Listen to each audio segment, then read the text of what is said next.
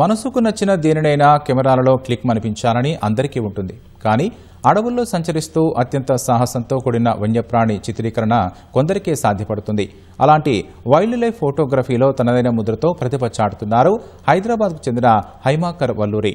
16 ఏళ్ల క్రితం ప్రవృత్తిగా మొదలైన అతడి వైల్డ్ లైఫ్ ఫోటోగ్రఫీ జర్నీ ఖండాంతరాలు దాటింది. ఈ ప్రయాణంలో ఆయన్ను ఎన్నో అంతర్జాతీయ అవార్డులు వరించాయి.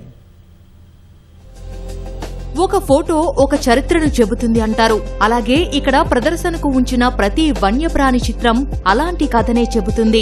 దట్టమైన అడవుల్లో దాగి ఉన్న అరుదైన వన్యప్రాణుల చిత్రాలను తన కెమెరాలో బంధించిన వైల్డ్ లైఫ్ ఫోటోగ్రాఫర్ హైమాకర్ వల్లూరి వాటన్నింటినీ ఒకే వేదికపై ప్రదర్శించారు. 16 ఏళ్ల తన ఫోటోగ్రఫీ జర్నీలో 16 దేశాల్లో పర్యటించి తీసిన అరుదైన చిత్రాలు ఈ ప్రదర్శనలో సందర్శకులను అబ్బురపరిచాయి. హైదరాబాద్ మాదాపూర్లోని స్టేట్ ఆర్ట్ గ్యాలరీలో నేచర్స్ లెగసీ పేరిట ఈ ప్రదర్శన నిర్వహించారు.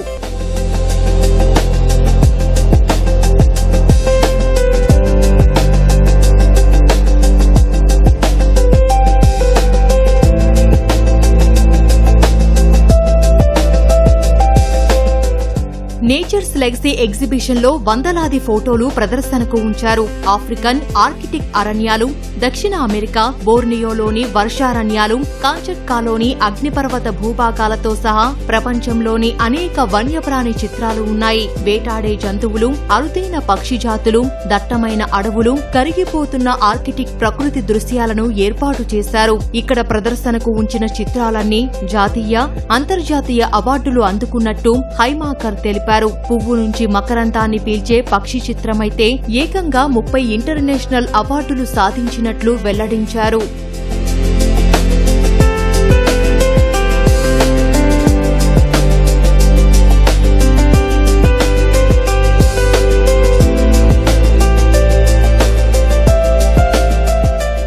పదహారేళ్ల క్రితం వైల్డ్ లైఫ్ ఫోటోగ్రఫీ ప్రవృత్తిగా ప్రారంభించిన హైమాకర్ వల్లూరి ఈ క్రమంలో అనేక అంతర్జాతీయ అవార్డులు సొంతం చేసుకున్నారు.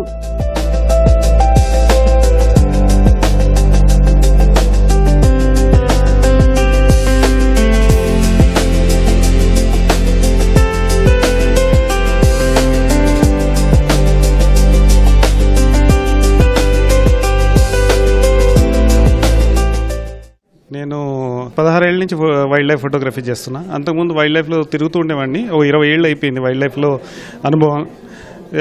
ప్రపంచం మొత్తం తిరిగాను వైల్డ్ లైఫ్ కోసం. ఒక చిన్న హాబీగా మొదలయ్యి 20 ఏళ్ల క్రితం ఇప్పుడు ఒక పెద్ద ప్యాషన్ అయింది.